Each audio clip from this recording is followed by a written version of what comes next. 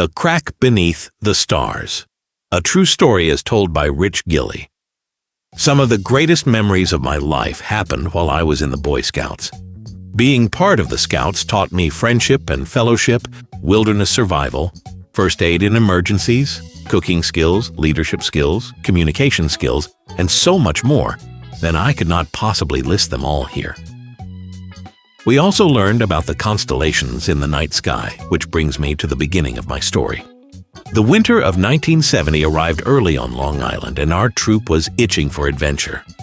20 of us, bundled in wool and down, piled into station wagons and headed to eastern Long Island to Camp Wauwepex in Wading River. The camp felt wild and quiet in January. All of the summer campers were long gone, and the woods around Deep Pond lay frozen and still under a dusting of snow. We stayed close to our campsite like we always did at Wauwepex. No big organized encampment, just patrols doing our own thing. Each patrol of 6 or 7 boys claimed a spot near the unheated cabin. Mornings and evenings were all about patrol cooking. We chopped and hauled firewood from the surrounding woods, a long, cold chore that left our hands numb and our backs sore. Fires were stubborn in the winter air, but once they caught, we cooked simple meals. Oatmeal and cocoa that steamed in the frigid morning, thick chili or stew bubbling in pots for dinner, and hot foil packets of hamburger and vegetables. Everything took longer in the cold.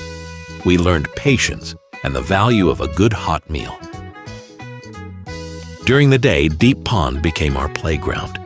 The ice was thick and clear enough in places that you could see faint shadows moving below. Many of us laced up our ice skates and glided across the frozen surface. Some boys brought sleds, pushing each other or racing to see how far one good shove would carry them. A couple of scouts rigged a blanket between 2 skaters like a sail, letting the wind push them, laughing across the pond. I brought my hockey stick and skates, and a group of us played pickup hockey with whatever rules we made up on the spot.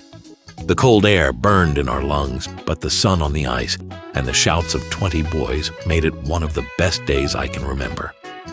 At night, the real magic and the scare began.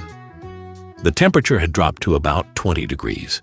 Inside the cabin, it felt even colder.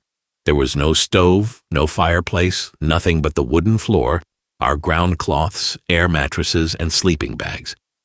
We layered every piece of clothing we owned and huddled close, telling stories while our breath hung visible in the lantern light. The chill seemed to press right through the walls. Our Scoutmaster, my father, Mr. Gilley Sr., had other plans. "Bundle up, boys," he said after dinner. "We're going out on the pond. I want to show you something you'll never forget."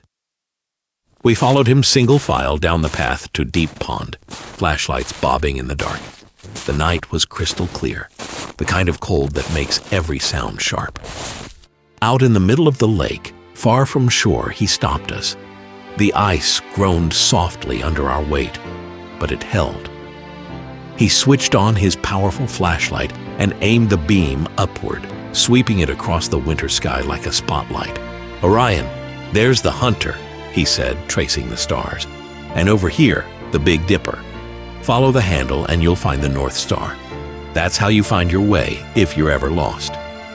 He pointed out Cassiopeia, Draco the dragon coiling across the sky, and more. His voice carried easily in the still air as the flashlight beam danced among the constellations. 20 boys stood in a tightening huddle around him, necks craned upward, forgetting the cold for a moment in pure wonder. Then it came, a sharp, deep crack, like a rifle shot splitting the silence. The ice shifted beneath us. For a heartbeat, no one moved. Then panic hit like electricity. "Run for your lives!" someone yelled. We ran. 20 boys sprinting across the frozen pond toward the distant shore, skates and boots pounding, hearts hammering. The flashlight beam swung wildly. Another crack echoed behind us. I remember the raw fear, the slap of cold air on my face, and the desperate thought that the black water below was waiting to claim anyone who fell through. We didn't look back. We just ran until solid ground was under our feet again, chests heaving, legs shaking.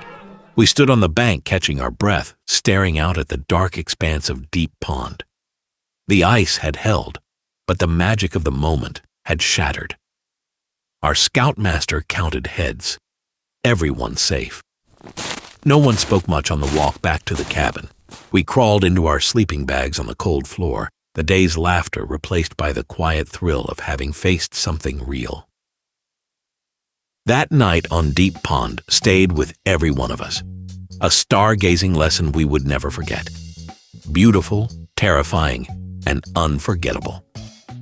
Under the winter constellations, on ice thinner than we realized, 20 Boy Scouts learned that wonder and danger often walk side by side.